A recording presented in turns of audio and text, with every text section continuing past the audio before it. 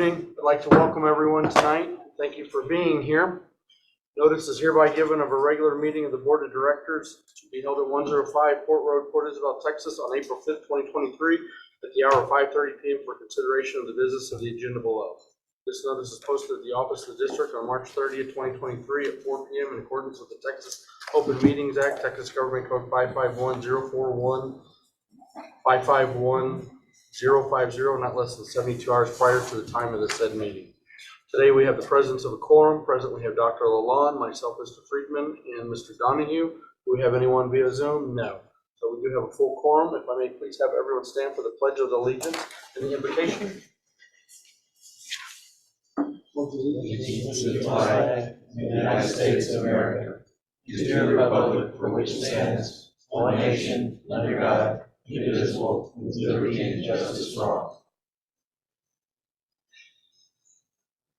Heavenly Father, we come to you today asking you for your guidance, wisdom, and support as we begin this meeting. Help us engage in meaningful discussions so that we may make the best decisions for us and the community. In Jesus' name we pray. Amen. Amen. Thank you. Takes us to item 3, invitation to the audience for public comments. Yes, Mr. Chairman, I just wanted to announce Justice Flores passed his Class C wastewater license, and Jaime Galvan passed his Class C water license, and Armando Hernandez passed his CDL license. Congratulations to all the 3 gentlemen. Very nice. Oh, also to remind yourself and Mr. Bartley that Texas Water Conference is next week. Okay. And so you all registered for that. Anything else? Okay. Let's take it to item 4, General Manager's Report. Carlos had an unexpected matter, so he will not be joining us. No, he's out on a doctor's visit, but he did want us to report the water level at this point, and there's a notice there on that Daisy left. The combined reservoir homicide and Falcon is down to 25.4%.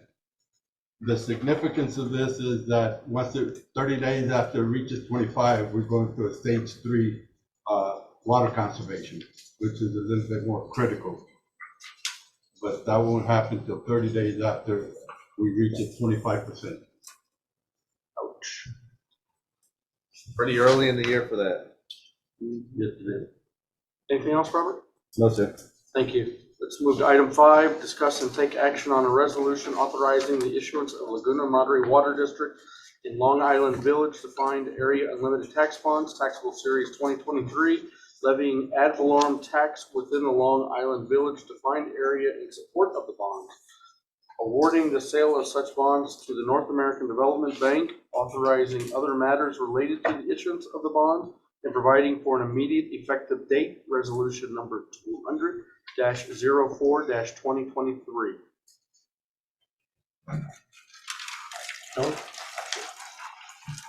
Members of the board, my name is Noe Hinojosa with the Straw Hinojosa and Company. Serve the district as financial advisor. With me is Jay Juarez from McCall, bond counsel to the district. And finally, we're here with a final recommendation, sort of, in your support to adopt this resolution. This is a project that, as some of you well know, that started, I want to say, well over 3 years ago, in your attempts to trying to assist Long Island Village, the residents of Long Island Village, to address their water and sewer infrastructure needs. And after the referendum being approved last May, I guess today is April, almost took us a year to get this thing locked up and put in a box, but it never stops. There's some things that I'm continue to be a little concerned about that I'm going to share with you here in a minute. What's important, I passed on this little booklet, and what we took to the voters back in May of last year, in May 22, is that they were going to need about $20,800,000 to make those improvements. And we thought that the loan will be out 20 years. We thought the loan would be at 4%.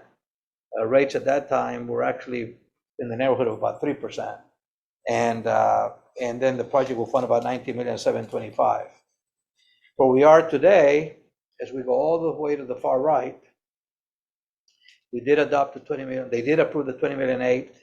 We're now going out, I'm sorry, the call date it calls for 33. We moved the call date, our ability to refinance those bonds in 28. The rate, instead of being 4%, we got it locked up at 5.55. We were just here not long ago on March the 22nd, and we told you it was going to be 7.2%. Well, you heard about the Silicon Valley and Credit Suisse, and all of that had an effect on the index that NatBank uses to lock these rates. It's called SOFR.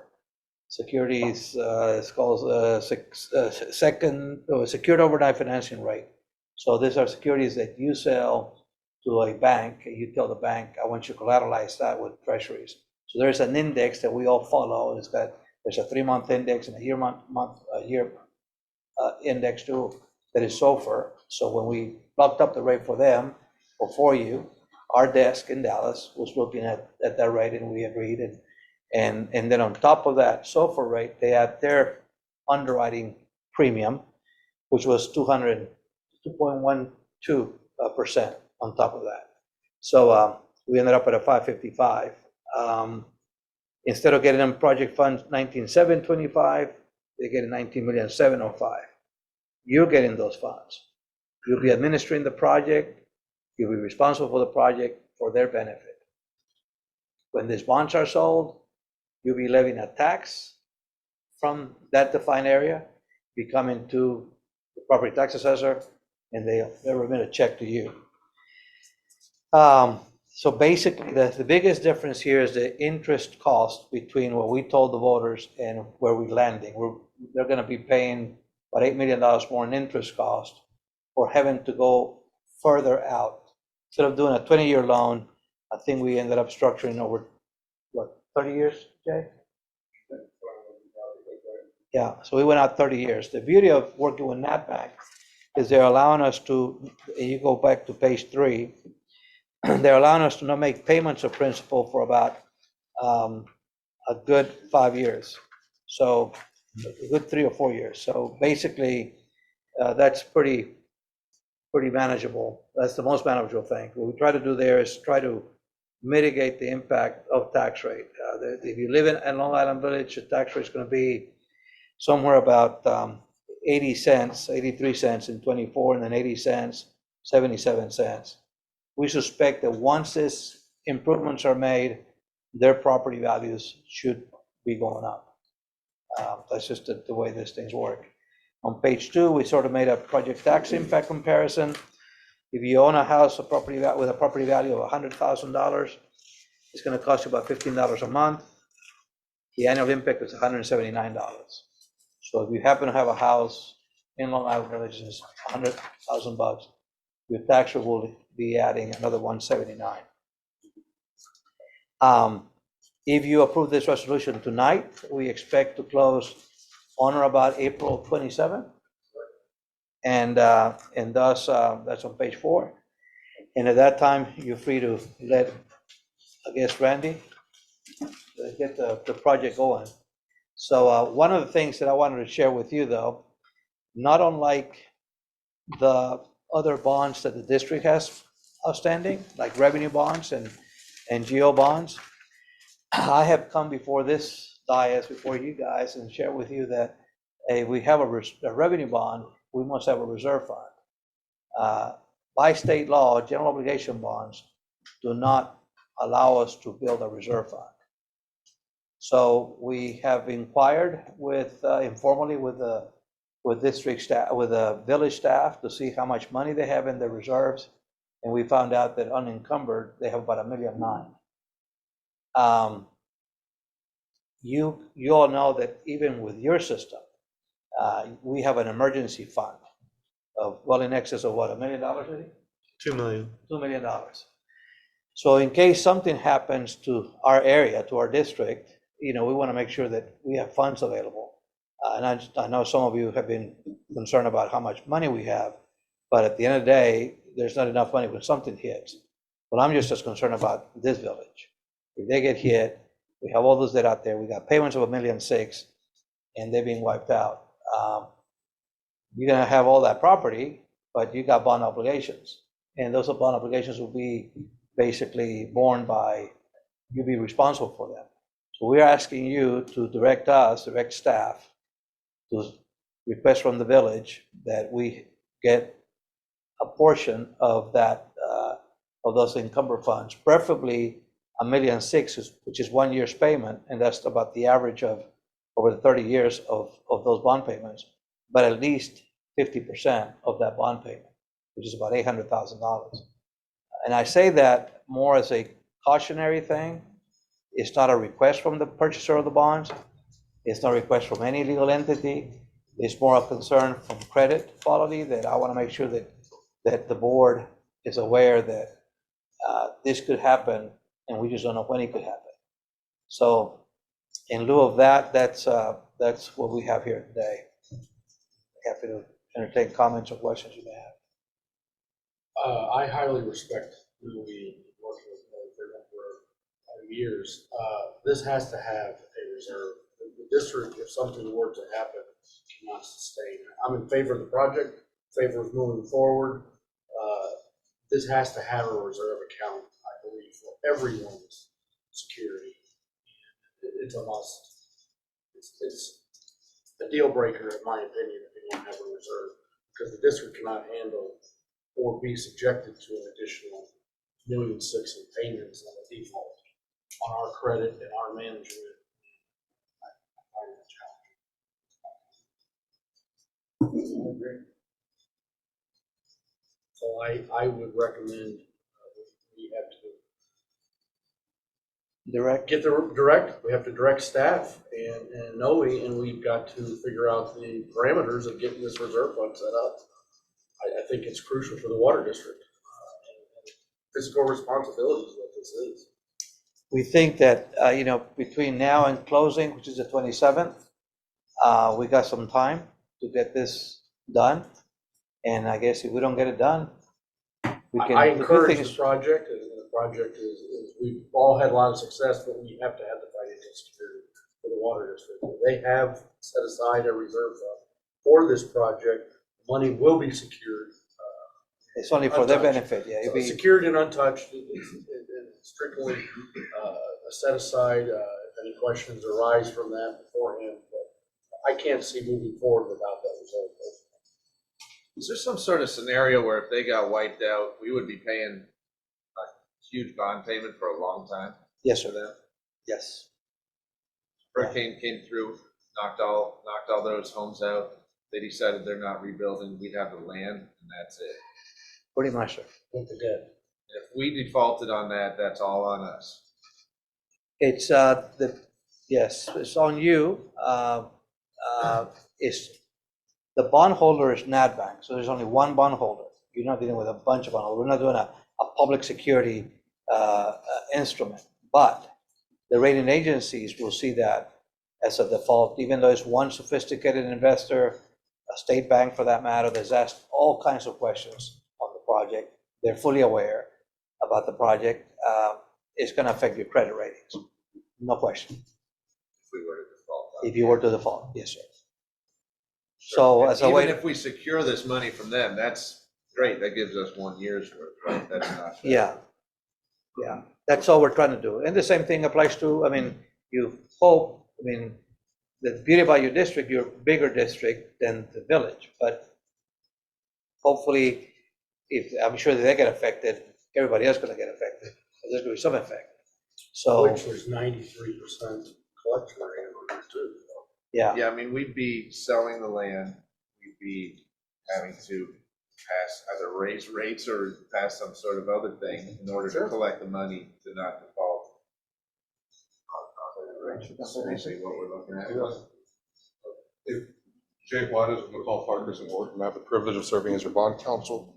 What you've articulated is pretty much correct. So Laguna Madre Water District is the credit here. It's not the LIV. It is within the LIV defined area, so that is the taxing area.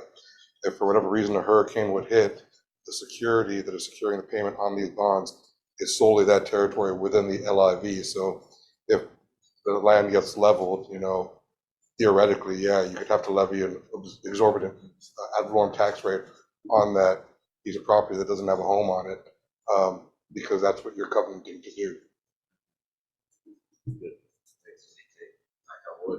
We'd all be in trouble at that point, but I think all the bondholders would be lining up to see where they, there'd be a whole lot of issues at that point, right? Yes, right. I mean, but it does happen. I mean, look at places like Florida this last year. Sanibel Island. When you say sell the land, are we acquiring the land? I mean, I would assume like if there was some giant default, that would we have access, some sort of way to get their land at that point? They all were like, hey, we're out, we're not rebuilding. If they wouldn't pay their tax bill, I guess. Yeah, then we'd foreclose on the I mean, land, we'd have right? the system. Or we turn over the system. You'd be second in line probably. Lien holder, original lien holder of the property, or each individual property owner. Well, you got banks that provide a mortgage, but we got property taxes that they have to pay. There's a priority of, or a cash flow, or a flow of who's priority is going to benefit. So they are real. Yeah, Joe, well, I was just gonna say, I'm sorry. well, no, I'm just saying that as far as them being individually owned lots, I suppose if there's a lot that goes behind on their tax payments, it would be addressed through the tax assessor or whatever their collections procedure is that's in place. It is individual, right, and so the underlying security here is an unlimited tax pledge. That's why I say they could be exorbitant, because theoretically, there's always a lot of possibilities. Maybe we can renegotiate with that thing. Sure. Maybe we can't, it's a scary thought, and I think this is why Noe is saying, and why everybody's in agreement that the reserve LIV is pretty important. Gives us a year to sort things out with the banks, so to speak. Exactly. Yeah. And I was gonna say, I know y'all hadn't gotten to sit in all the meetings. We've had some great meetings with LIV, and we've got Mr. Guy Powers here also in the LIV Infrastructure Committee. But this is actually one of the things we had discussed if a reserve fund was necessary. And the great thing is there's about almost a 2 million, slightly under 2 million, 1.9 or so already in that reserve. Like we discussed, that money's not necessarily lost. It's just going to be held by the district until time Bonds are paid off. until bonds are paid off, or however that is. The LIV has not done away with their infrastructure assessments either. It's still been in place too. I don't know if I don't want to say, of course, we hadn't brought those to them again, but it's one of those things that has been discussed in the prior discussions with the board and the infrastructure committee, so they're aware of it. And certainly for y'all's protection, for the district's protection, I think it's a wise thing to look at too, for sure. But just, I know, like y'all were saying, if a hurricane hits, we're gonna, who It knows? becomes only one of the problems. One of the many issues across, yes, sir. And financially, a Oh large, gosh, yes. one of the large, I'm in favor of the project and once before, but I also want to secure the water district Oh, yeah. financially. Absolutely. And I think that's the most Absolutely. important for everyone, Yes, sir. Yes, for the sir. future. So as the engineer, I'm just saying, we have discussed this, and I know. Can you share what that is, or is that, Yeah, we've brought up that number before, and Noe, I know, remember, we sat down and had that good conversation with them that we are gonna have to probably have some reserve, depending on how this funding comes about, especially with like the NADBank type funding methodology, yes. so how would we like to address and move forward with this agenda item? I would propose that we move forward with a motion to approve and that a staff directive be issued to pursue this reserve fund with the LIV. We have a fund, the reserve fund. Right, so $1,455,000, that's what the number will be. 450, whatever makes you comfortable. Yeah, 455, that's your recommendation, right? Yes. Yeah, I mean, so I would motion to approve for passing the motion as stated with the caveat of directing staff to collect 1.455 I wouldn't put it as a caveat, I'll just have a separate directive for staff to do that. What if they can't get it? What if LIV says no thanks? We- Then we wouldn't go ahead. Yeah. We'll look on that back. Here's that, that's what I was saying.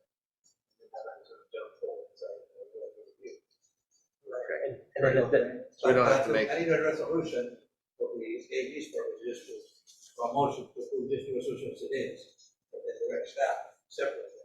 Is that the way? That's articulated correctly, yes, sir. okay, great. I make a motion to approve the resolution and with the directive to staff to secure the 1.455 in reserve funds. Motion made by Dr. Lalonde, seconded by Mr. Donahue. All those in favor? Aye. Are there any opposed? None. Motion does carry. Thank you. Okay. Yes, thank you. Let's move to item 6. Consider and discuss for possible approval of the professional services agreement with Norris Leal for marine desalination. Right. Yeah, this is an item, is a follow-up from the workshop. I don't know if you want to discuss anything, Bill, or yeah, you go for it. He's back. Yes. So, yeah, as a basis from the workshop that we had, Thank you, gentlemen. Appreciate all the work. Thank you. you asked us to come back with a proposal to move this project forward, where there's a multitude of projects or internal projects within this whole scope that needs to be done, probably with emphasis on getting the permit, which is your longest lead time item. And so we developed a scope based on what the money you had available. Probably not, it's not enough money to do everything, but it gets us moving a step forward with the permitting. We met today to look at the microfiltration to see how it works with the project. And so probably at the next meeting, we'll have a recommendation, or at least the pros and cons of doing different things. And so we got a lot accomplished today, just in an hour time of looking at the plans and seeing, and the proposal from Paul itself. And so, and you can read this, or I can read through it, but we talked about blending raw surface water with raw seawater into the reservoir. And we talked about, looking at that as an option, or would it be better just to do two separate things? Looking at piloting, we're going to have to do some preliminary layouts. We looked at the layout of the plant that's proposed for the microfiltration, and how it fits on the property, and how we got to lay out the property for if we look into a 2 million gallon a day seawater plant and how that works.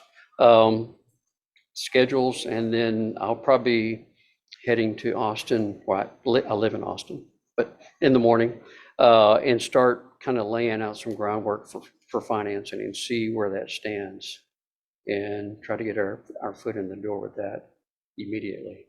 And then number 9, other items they develop within the budget. I mean, we just have a pot of money. We're gonna go till we spend it all, or there's something left. But every month, I think we would provide you with a report of what's been accomplished in the previous few weeks. Do you think we'll have a desal plant before we run out of water at the reserve? Hold it fast, No. Well, I would say if you need it by this summer, no. Permitting is going to take you 12 months as a minimum. And so the sooner we get started, that's where. 83,000's the max though right now. I'm sorry? 83,000 you got in. Yeah, that's what Charles said he had in the budget right now. So we're working with what you have for seawater. Through September. And so every month we'll have a report for you, and then what we spent to date on each item. And then, so you'll never say, oh, we went over budget by $20,000. You won't get that. You'll know where you are every month. It's fixed. Mhm. In this report, we went in. I motion to approve. Motion for approval made by Dr. Lalonde, seconded by Mr. Donahue. All those in favor, if they are. Excellent. I think this is a prudent decision. Thank you. We look forward to working with the district again. Thank you. Good. Let's move to item 7. Consider and discuss for possible approval the purchase of a raw water pump and river pump for the water plant. Chairman, members of the board, we advertise and request for proposals for the purchase of a couple of pumps for the water plant. For the river pump, we are replacing a 30-plus-year-old pump and motor.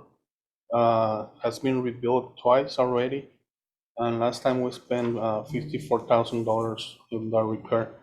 The raw water pump, we're replacing an inefficient pump and motor.